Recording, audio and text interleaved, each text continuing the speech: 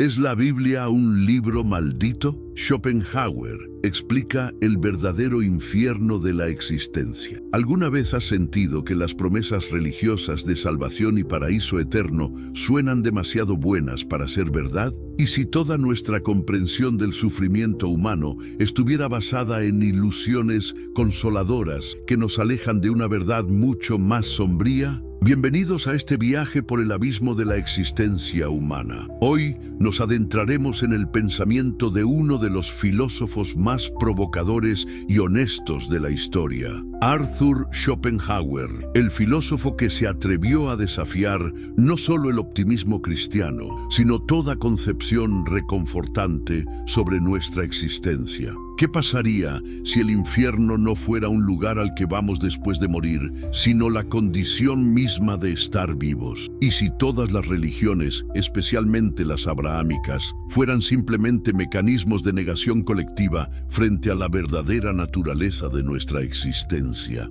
Schopenhauer nació en Danzig en 1788, hijo de un próspero comerciante y una novelista. Desde joven mostró un carácter melancólico y una aguda sensibilidad hacia el sufrimiento. Su educación privilegiada le permitió viajar por Europa y sumergirse en la filosofía kantiana, que posteriormente transformaría de manera radical. Pero fueron sus encuentros con el pensamiento oriental, especialmente el budismo y los Upanishads, los que confirmaron sus intuiciones más profundas sobre la naturaleza del mundo. ¿No resulta fascinante que un pensador europeo del siglo XIX encontrara mayor verdad en las antiguas sabidurías de Oriente que en toda la tradición judeocristiana? ¿Qué vio Schopenhauer en esos textos que resonó tan profundamente con su visión del mundo? En El mundo como voluntad y representación,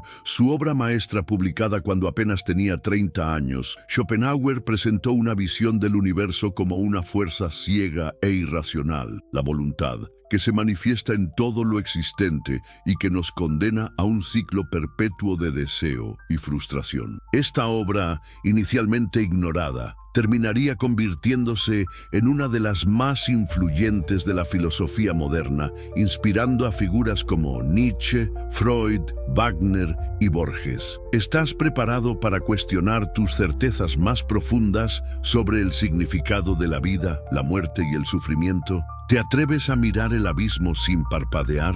Este no es un viaje para reconfortar tu alma, sino para despertarla. Las ilusiones bíblicas y la realidad schopenhaueriana. ¿Qué ocurriría si todo lo que la Biblia nos ha enseñado sobre nuestra condición humana fuera una elaborada fantasía diseñada para hacernos soportable lo insoportable? Según Schopenhauer, exactamente eso es lo que ha sucedido con las religiones optimistas como el cristianismo. La narrativa bíblica comienza con un paraíso perfecto, el jardín del Edén, donde Adán y Eva vivían en armonía con Dios, hasta que la desobediencia, el pecado original, los expulsó hacia un mundo de sufrimiento y trabajo. Esta historia nos dice que el sufrimiento es consecuencia de una caída, de un error que podría ser redimido. Pero ¿qué pasaría si nunca hubo caída alguna, porque nunca existió tal paraíso? Para Schopenhauer, nacemos ya caídos. El sufrimiento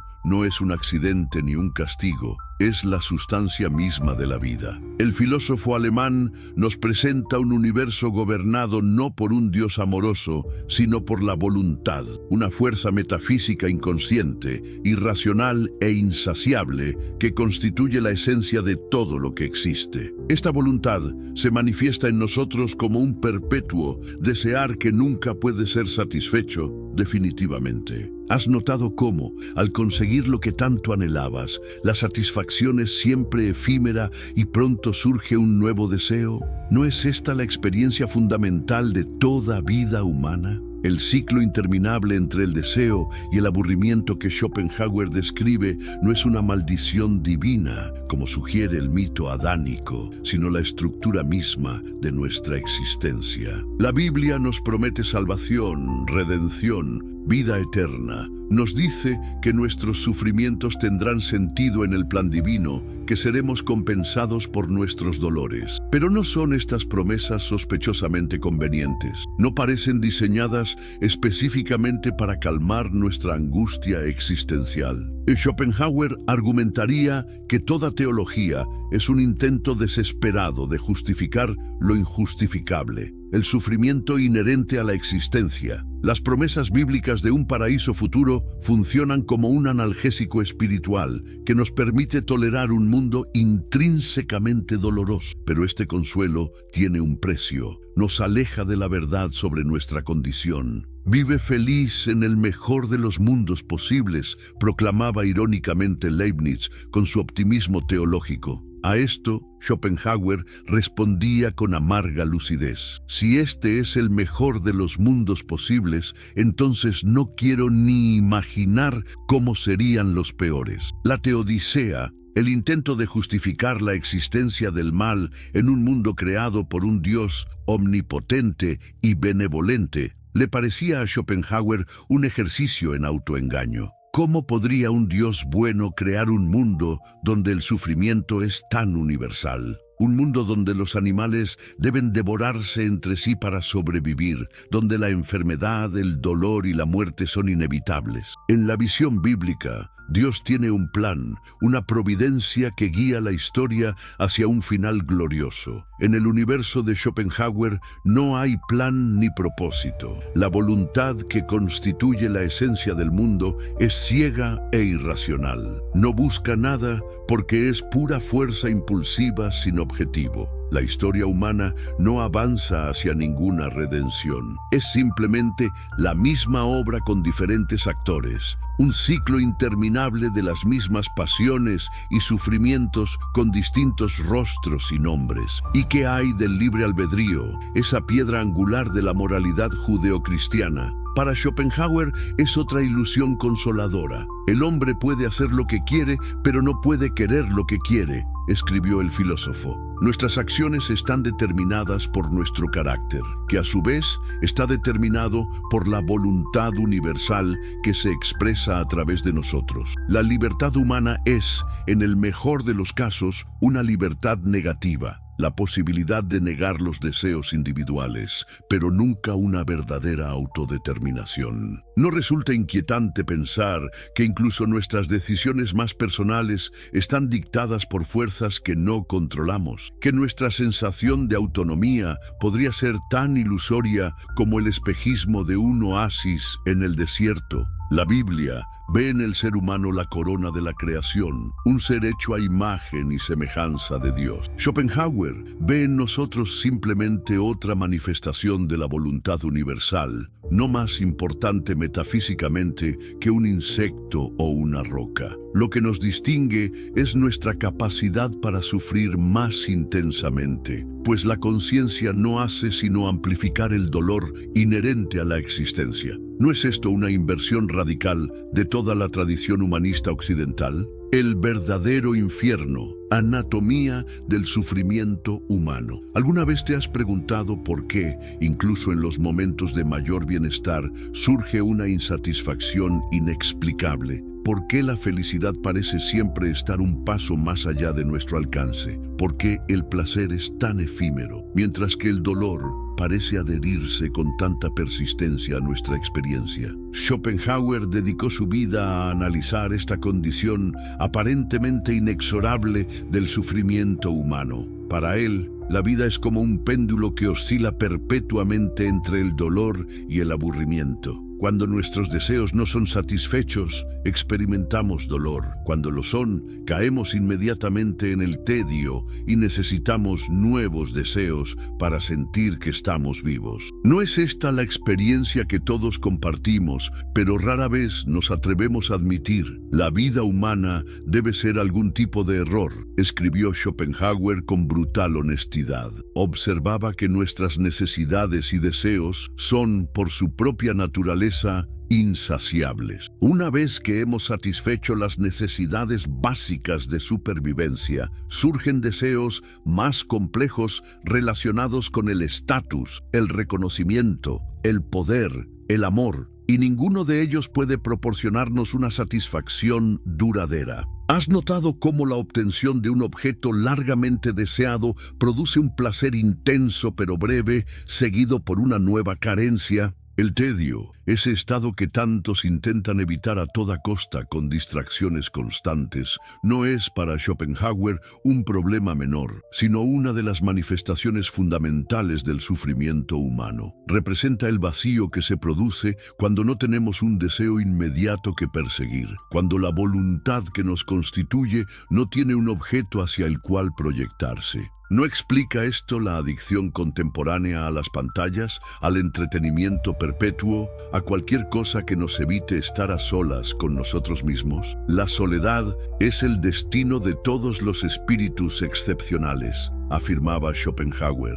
Pero esta soledad no es meramente física, sino metafísica. El principio de individuación, el hecho de que experimentemos el mundo como entidades separadas, es para Schopenhauer la ilusión primaria, el velo de malla que nos impide ver que, en esencia, todos somos manifestaciones de la misma voluntad universal. No es precisamente esta sensación de separación la que intensifica nuestro sufrimiento. El egoísmo, que Schopenhauer consideraba la actitud natural del ser humano, surge de esta ilusión de separatividad. Cada individuo, percibiendo el mundo solo desde su perspectiva limitada, coloca sus intereses por encima de los demás. El resultado es una guerra de todos contra todos, un estado de conflicto potencial permanente. ¿No es esto lo que observamos en la historia humana? Un ciclo interminable de violencia justificada por intereses particulares. Quizás uno de los análisis más provocativos de Schopenhauer sea su desmitificación del amor romántico. Para el filósofo alemán, el amor apasionado no es el sentimiento sublime que celebran los poetas, sino un engaño de la especie. La voluntad, expresándose a través de nuestros instintos sexuales, nos hace creer que hemos encontrado la felicidad suprema en otra persona, cuando en realidad estamos siendo manipulados para reproducir la especie. ¿No explica esto por qué tantas relaciones apasionadas terminan en desilusión una vez que han cumplido su propósito biológico? Querer es sufrir, decía Schopenhauer, y nada genera tanto deseo y por ende tanto sufrimiento como el amor romántico. El amante cree que su felicidad depende por completo de la posesión del ser amado, una dependencia que lo condena a la ansiedad, los celos y eventualmente la desilusión. ¿No has experimentado cómo el amor, ese sentimiento que prometía salvarnos de nuestra soledad, puede convertirse en la fuente de nuestros mayores tormentos? El filósofo observa con amarga ironía cómo dos amantes se encuentran, se unen con pasión absoluta, creyendo haber encontrado la solución a su vacío existencial, solo para crear un nuevo ser humano condenado al mismo ciclo de deseo y frustración. La especie continúa, pero el sufrimiento individual nunca cesa. ¿Puede haber mayor ejemplo de la astucia con que opera la voluntad universal? Y luego está la muerte, ese horizonte inevitable que tiñe de tragedia toda existencia humana. Para la tradición bíblica, la muerte es el enemigo final, la consecuencia del pecado que será vencida en la resurrección. Para Schopenhauer, paradójicamente, el temor a la muerte es un miedo irracional, pues ¿cómo podríamos temer volver a un estado de no ser, similar al que nos encontrábamos antes de nacer?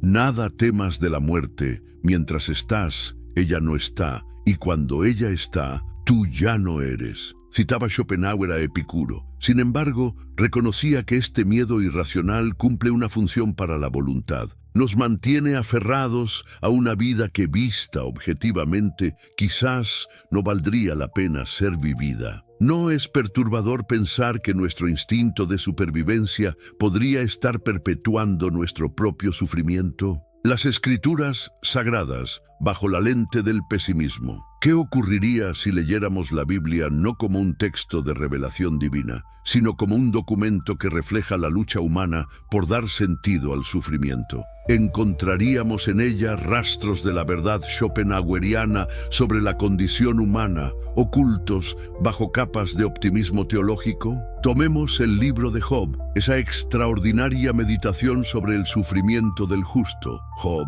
un hombre piadoso y recto, es sometido a terribles pruebas, pierde sus bienes, sus hijos mueren, su cuerpo se cubre de llagas dolorosas. Sus amigos intentan convencerlo de que debe haber pecado para merecer tal castigo, pero Job insiste en su inocencia y exige una explicación a Dios. ¿No es esta la pregunta fundamental que todos nos hacemos frente al sufrimiento aparentemente arbitrario? ¿Por qué yo? ¿Qué hice para merecer esto? Lo fascinante del texto bíblico es que Dios finalmente responde a Job, pero su respuesta no ofrece ninguna justificación moral para el sufrimiento. En cambio, Dios habla desde un torbellino mostrando la inmensidad de su poder creador, la complejidad del cosmos que ha diseñado. Implícitamente le dice a Job: tus categorías morales humanas son irrelevantes ante la vastedad de mi creación. ¿No se acerca esto a la visión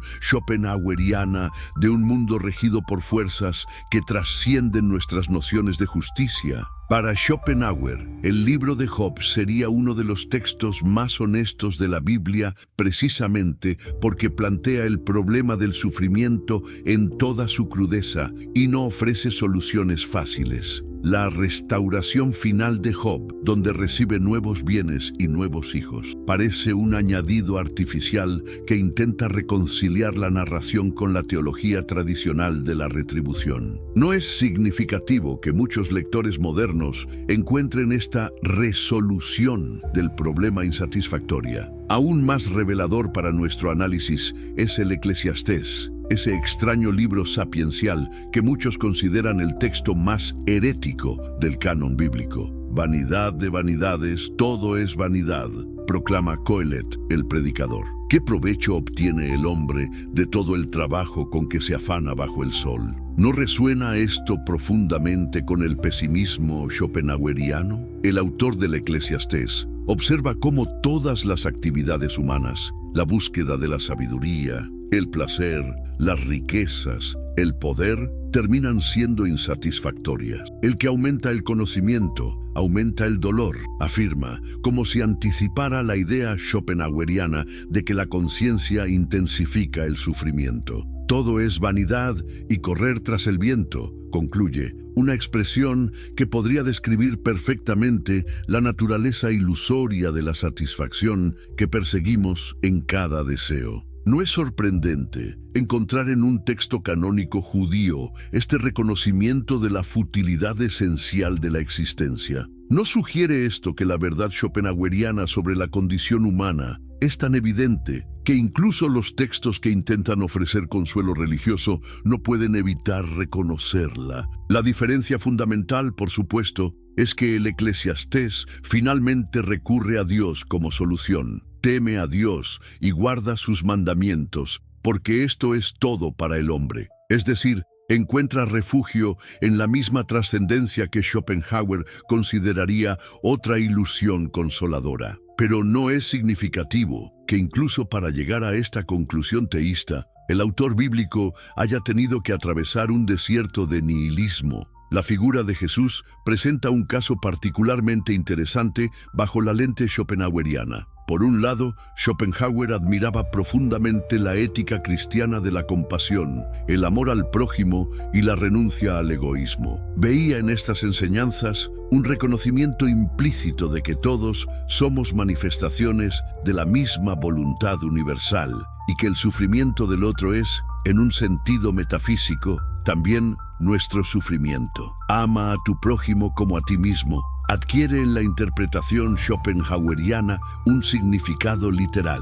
El otro es, en esencia, idéntico a ti, pues la individualidad es una ilusión. La compasión, para Schopenhauer, es la intuición directa de esta verdad metafísica, el reconocimiento de que la distinción entre yo y tú es parte del velo de malla que debemos superar. ¿No es fascinante pensar que uno de los filósofos más pesimistas de la historia encontrara valor en la ética cristiana precisamente porque veía en ella una vía para trascender el egoísmo que perpetúa el sufrimiento? ¿No sugiere esto que incluso en su rechazo de la metafísica cristiana, Schopenhauer reconocía que algunas de sus intuiciones éticas apuntaban a verdades profundas? Sin embargo, Schopenhauer rechazaba categóricamente la cristología, la idea de que Jesús fuera la encarnación de Dios y que su sacrificio redimiera los pecados de la humanidad. Para él, tales doctrinas eran mitología, elaboraciones posteriores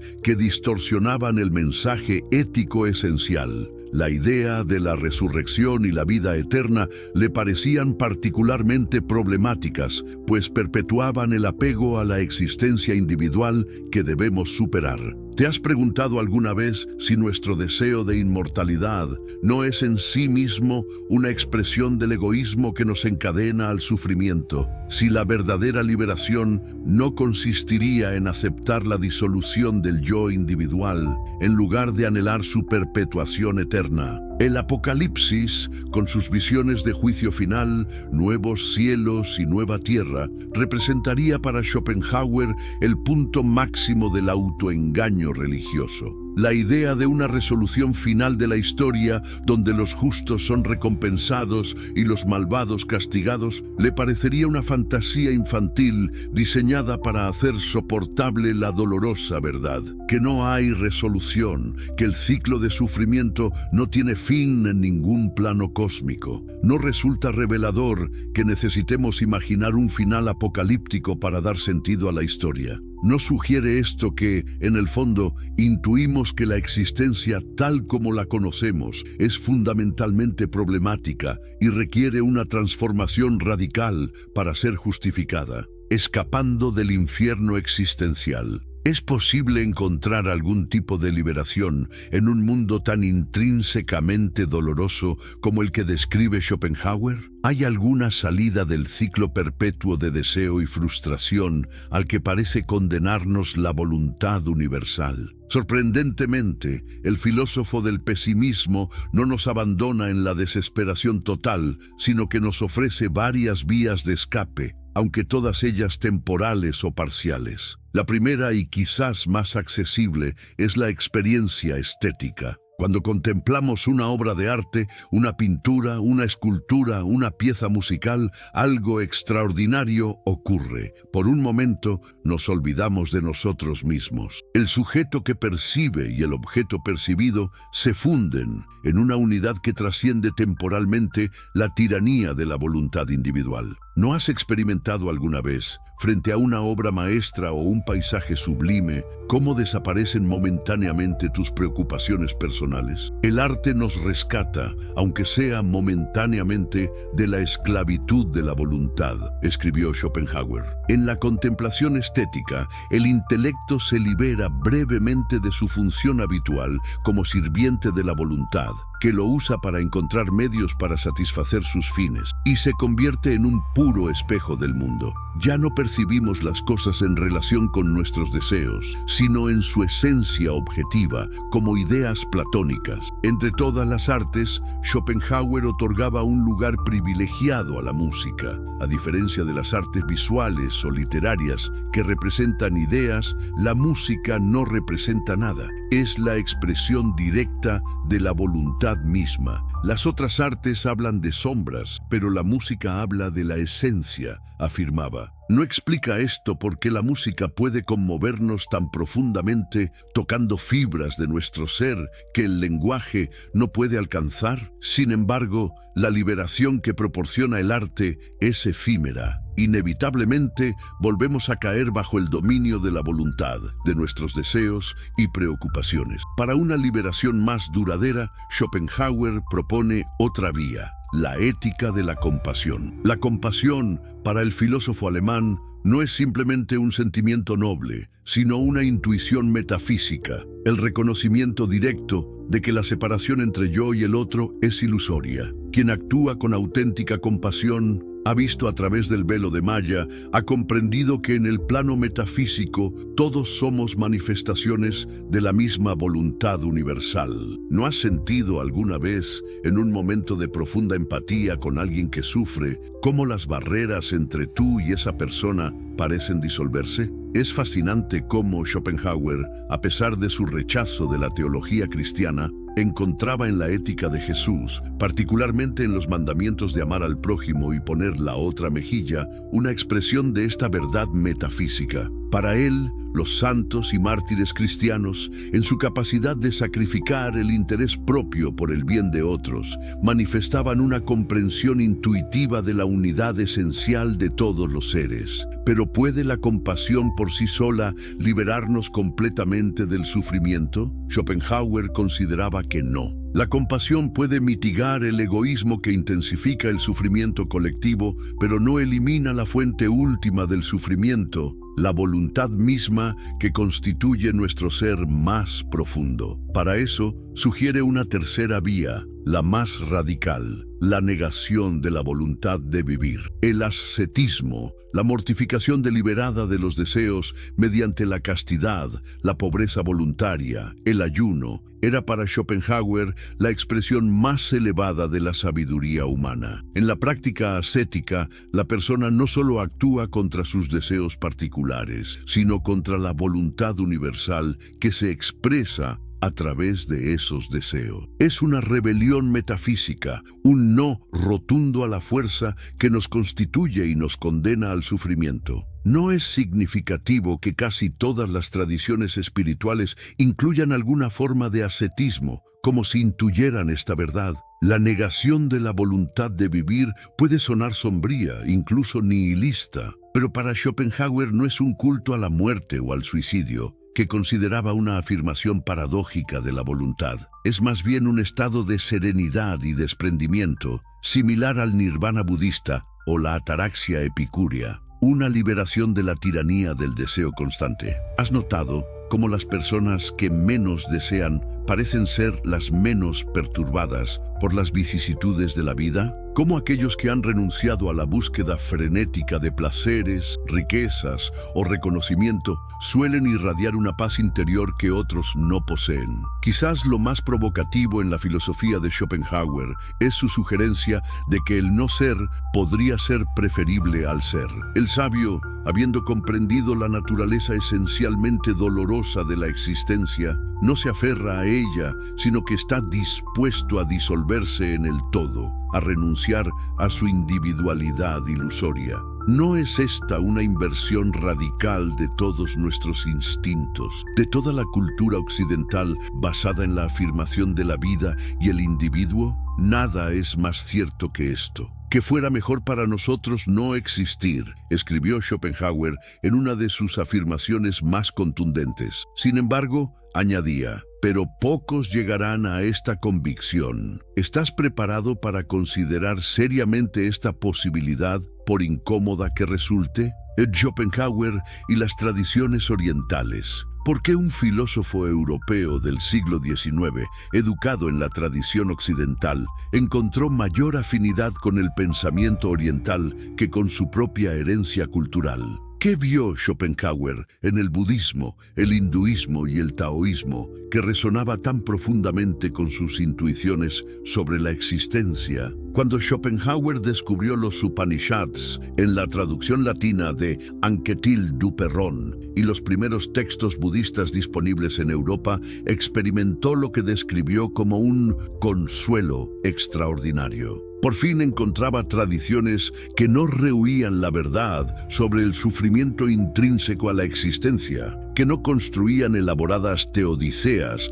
para justificar un mundo doloroso, sino que reconocían abiertamente el problema y ofrecían métodos para lidiar con él. Si tuviera que expresar el resultado de mi filosofía en una fórmula, diría que el mundo es la autocontradicción de la voluntad de vivir, escribió Schopenhauer. ¿No es esto sorprendentemente similar a la primera noble verdad del budismo? Que la vida está caracterizada por dukkha, insatisfacción, sufrimiento. El paralelo no termina ahí. La segunda noble verdad del budismo identifica la causa del sufrimiento en el taña, deseo, sed, apego. ¿No es esto exactamente lo que Schopenhauer señala cuando afirma que la voluntad, manifestándose como deseo perpetuo en los seres sensibles, es la fuente de todo dolor? La tercera noble verdad proclama que existe un cese del sufrimiento, nirvana, a través de la extinción del deseo. ¿No es esto equivalente a la negación de la voluntad de vivir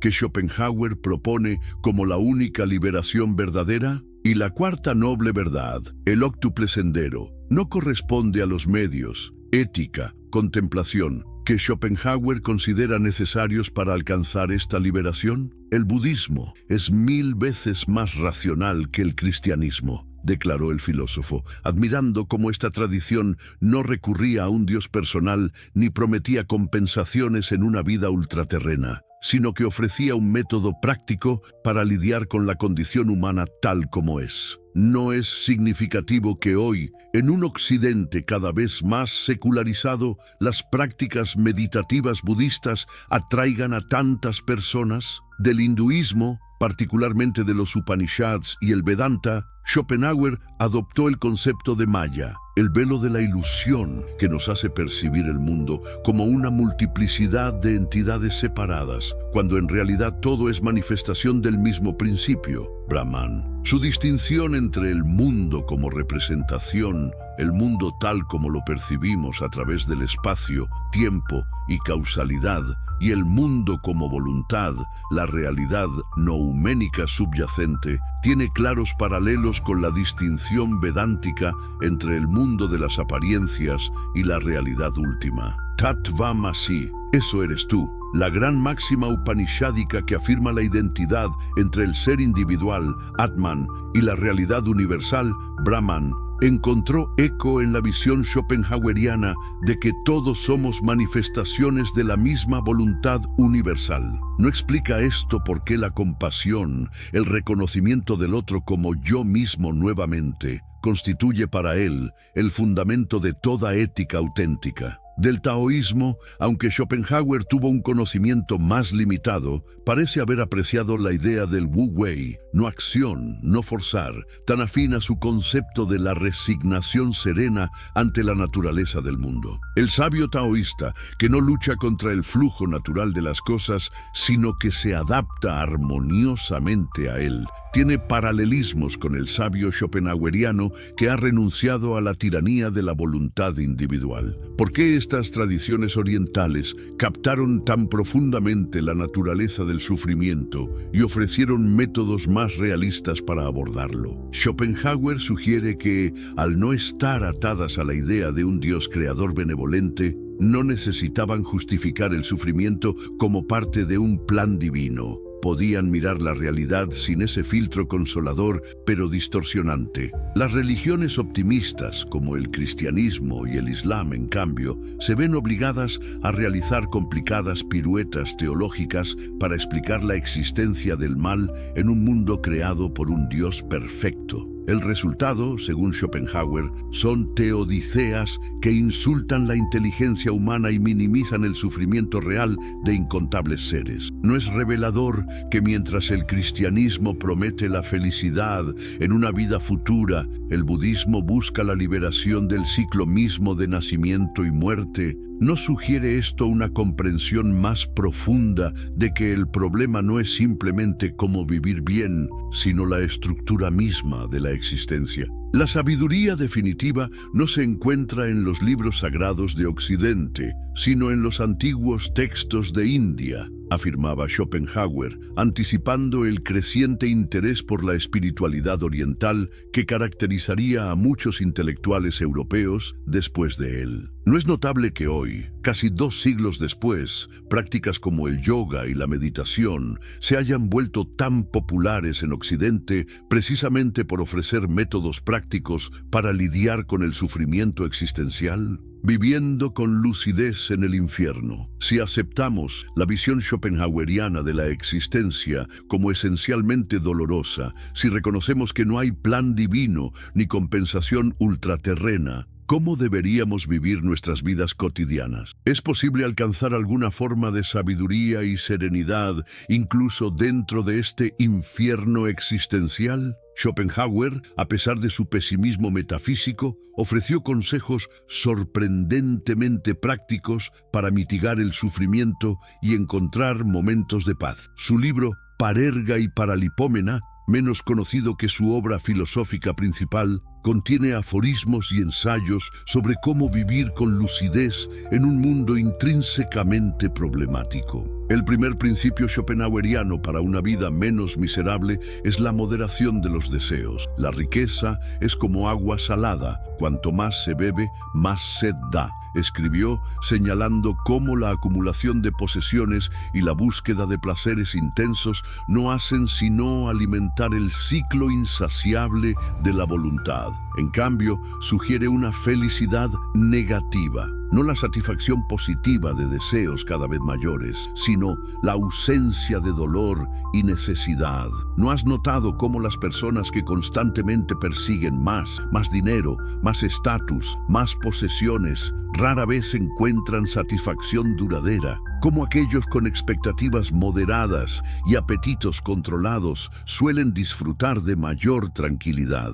Limitad vuestros deseos, moderaos en vuestros esfuerzos, aprended a ser lo que sois y a mirar lo que tenéis, aconsejaba Schopenhauer, en una ética que recuerda tanto al estoicismo clásico como a la sabiduría oriental. No se trata de una ascesis radical, reservada para unos pocos, sino de una prudente economía de los deseos accesible a cualquier persona reflexiva. Un segundo principio schopenhaueriano es la valoración del tiempo a solas. La soledad es el destino de todos los espíritus excepcionales, afirmaba, y recomendaba cultivar una rica vida interior que nos permita disfrutar de nuestra propia compañía. Para él, la sociedad constante, la charla trivial, la búsqueda desesperada de entretenimiento son síntomas de una incapacidad para estar consigo mismo, para enfrentarse a la naturaleza de la existencia. No es significativo que en nuestra era hiperconectada, donde el silencio y la soledad son cada vez más raros, los problemas de ansiedad y depresión estén en aumento. ¿No podría ser que, como sugiere Schopenhauer, necesitemos momentos de aislamiento para procesar nuestra experiencia y encontrar algún equilibrio interno? Por supuesto, Schopenhauer reconocía que el ser humano es inevitablemente social y que la compañía adecuada es valiosa. Comparaba a las personas con erizos en invierno. Se acercan para darse calor, pero no demasiado para no pincharse mutuamente. La distancia óptima, ni el aislamiento total, ni la inmersión constante en la masa, es un arte que debemos cultivar. ¿No has experimentado tanto la soledad del aislamiento como el agotamiento de la socialización excesiva? ¿No es el equilibrio entre ambos uno de los mayores desafíos de la vida moderna? Un tercer principio schopenhaueriano, quizás sorprendente en un filósofo tan asociado al pesimismo, es el cultivo del humor. La vida es una tragedia para aquellos que sienten y una comedia para aquellos que piensan, escribió, sugiriendo que una perspectiva irónica puede hacer más tolerable el absurdo de la existencia. El humor, particularmente el humor negro, que reconoce las contradicciones y absurdos de la vida, era para él una forma superior de sabiduría. ¿No has notado cómo, en las situaciones más difíciles, la capacidad de reír puede ser una tabla de salvación? cómo el humor nos permite cierta distancia de nuestros problemas, cierta libertad frente a las imposiciones de la realidad. Finalmente, Schopenhauer propone una ética basada en la compasión, pero libre de ilusiones, sobre recompensas ultraterrenas. Hacer el bien, mitigar el sufrimiento de otros seres, incluidos los animales por los que sentía gran empatía. No porque un Dios lo ordene o porque esperemos una compensación futura,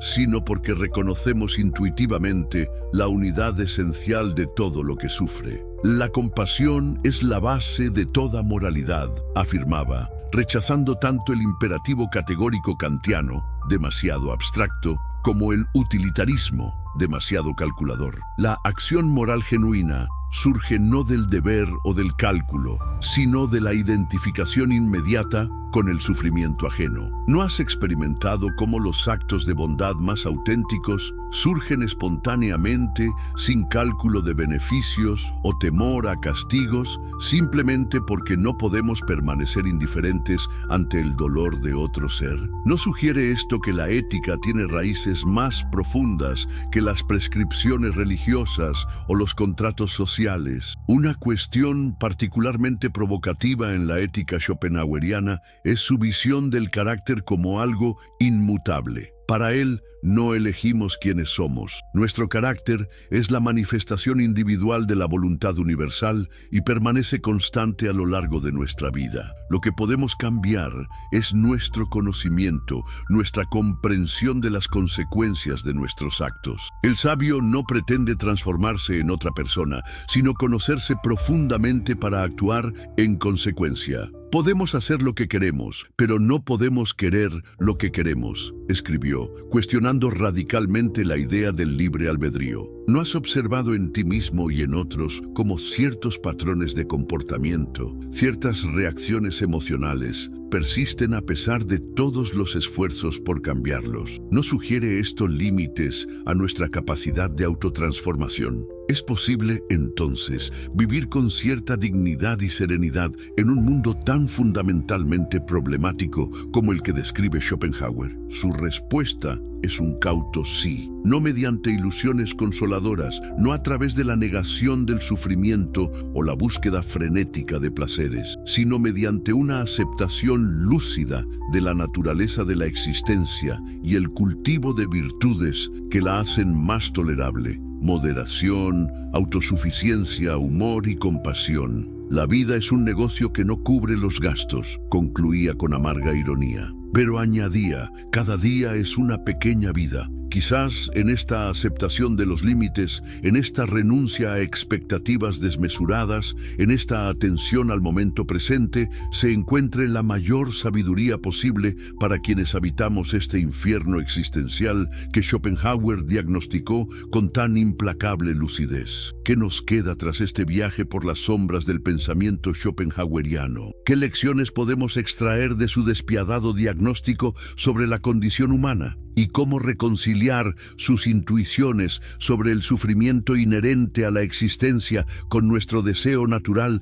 de encontrar algún sentido, alguna luz en nuestra breve travesía por este mundo? Hemos visto cómo Schopenhauer desafía radicalmente las promesas consoladoras de la tradición bíblica, donde la Biblia ofrece un paraíso perdido que puede ser recuperado. Schopenhauer afirma que nunca hubo tal paraíso. Donde las escrituras prometen redención y vida eterna, el filósofo alemán ve solo el ciclo interminable de la voluntad ciega, manifestándose en formas siempre nuevas, pero sustancialmente idénticas. ¿Significa esto que debemos abandonar toda esperanza y sucumbir a la desesperación? En absoluto. El pesimismo schopenhaueriano, llevado a sus últimas consecuencias, desemboca no en el nihilismo, sino en una sabiduría sobria y paradójicamente compasiva. Precisamente porque reconoce la universalidad del sufrimiento, nos invita a la solidaridad con todo lo que vive y padece. La compasión es ese maravilloso fenómeno por el cual la línea de demarcación entre el yo y el no yo, tan clara y tajante para el conocimiento, es superada en el sentimiento. escribió Schopenhauer. No es extraordinario que este filósofo, tan asociado al pesimismo, termine haciendo de la compasión el centro de su ética. Quizás la mayor lección que podemos extraer de su pensamiento es la necesidad de una honestidad implacable frente a la condición humana. Las ilusiones consoladoras, ya sean religiosas, políticas o de otro tipo, pueden proporcionarnos confort temporal, pero al precio de alejarnos de la verdad sobre nuestra existencia. Y es solo enfrentando esa verdad, por dolorosa que sea, que podemos alcanzar alguna forma auténtica de sabiduría y paz interior. La Biblia, con sus narrativas de caída y redención, de pecado y gracia, ha proporcionado durante milenios un marco para dar sentido al sufrimiento humano. Schopenhauer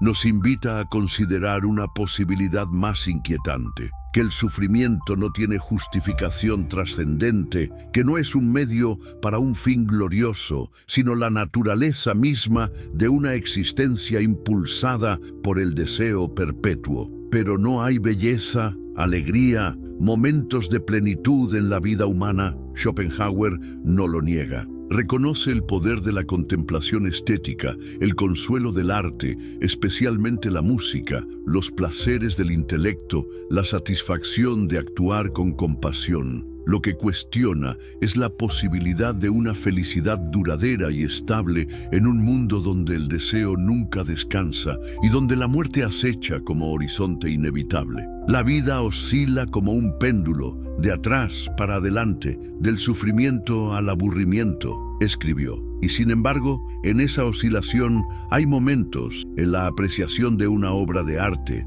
en un acto de bondad desinteresada, en la comprensión de una verdad profunda, en que el péndulo parece detenerse brevemente y experimentamos algo que trasciende el ciclo ordinario de deseo y frustración. ¿No son estos momentos también parte de la condición humana? ¿No sugieren la posibilidad de que, incluso en un mundo sin sentido trascendente, podamos encontrar destellos de significado inmanente? En última instancia, la filosofía de Schopenhauer no nos ofrece una doctrina de salvación ni un sistema cerrado, sino una invitación a la lucidez. Nos desafía a mirar de frente las verdades más incómodas sobre nuestra existencia y a partir de ese reconocimiento construir una ética y una forma de vida que no dependan de ilusiones consoladoras. Después de que la filosofía haya expresado todo lo que tiene que decir, no queda más remedio que vivir,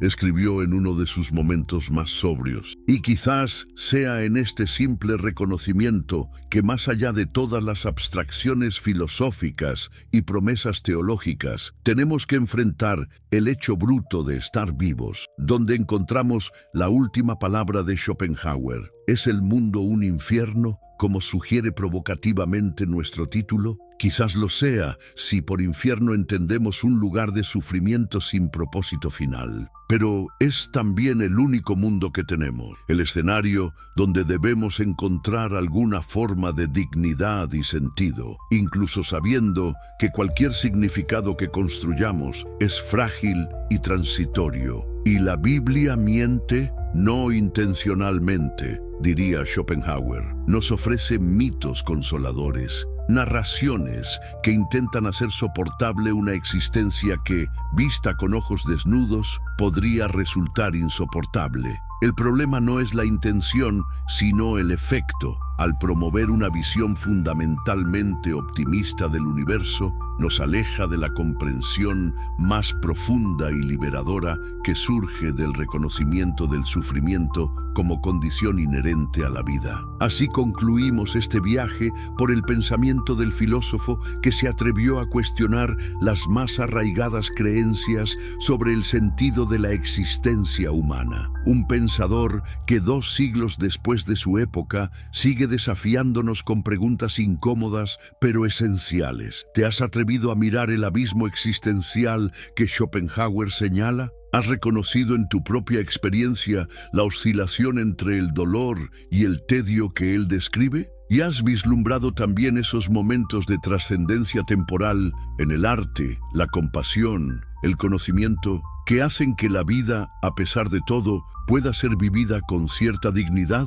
Si este análisis ha despertado en ti nuevas inquietudes, nuevas formas de reflexionar sobre tu propia existencia y sobre las grandes narrativas, religiosas o filosóficas, que intentan darle sentido, entonces ha cumplido su propósito. Porque, como diría el propio Schopenhauer, el comienzo de la sabiduría no está en las respuestas consoladoras, sino en las preguntas honestas.